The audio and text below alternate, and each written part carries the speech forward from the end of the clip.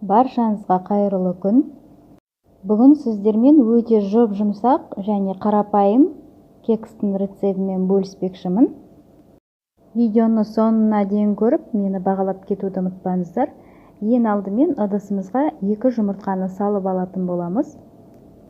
Және де жұмыртқамызға тұзымызды, қантымызды қосып, жақсылап ерігенше араластырып алатын боламыз. Барлық қажетті заттардың құрамын описание бөліміне толықтай жазып қоятын боламын. Видеодағыдай біркелкі масса болғанша араластырып алып, оның үстіне сүтімізді құйып, тағы да араластыратын боламыз. Ұнымызды алдын ала електен өткізіп алып, оның үстіне қопсытқышымызды қосып, жақсылап екеуін біркелкі етіп араластырып алып, сұйық массамызға қосатын боламыз.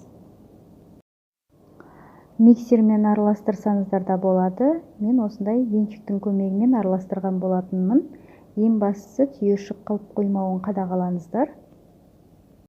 Ең соңында сұйық майымызды құйып, барлығын біркелкі етіп араластырып, массамызды дайындап алатын боламыз. Мінекей біздің массамыз дайын болды. Енді осыны кекстің ыдыстарына құйып алатын боламыз. Ыдысқа құйған кезде бетіне дейін толтырмай, 2 қасықтан құйсаңыздар жеткілікті. Қазір піскен мезгілде реакцияға түсіп, тестіміз көтерілетін болады. Қызып тұрған пешімізге 180 градуста 20-25 минуттың шамасында пісіріп аламыз. Біздің осымен жұмсақ қарапайым кекстеріміз дайын болды. Сіздер де дайындап көріңіздер. Ас болсын. Сіздермен қарапайым рецепттермен бөлісіп отыратын боламын. Подписаться батырмасын басып, тіркеліп қоюды ұмытпаңыздар.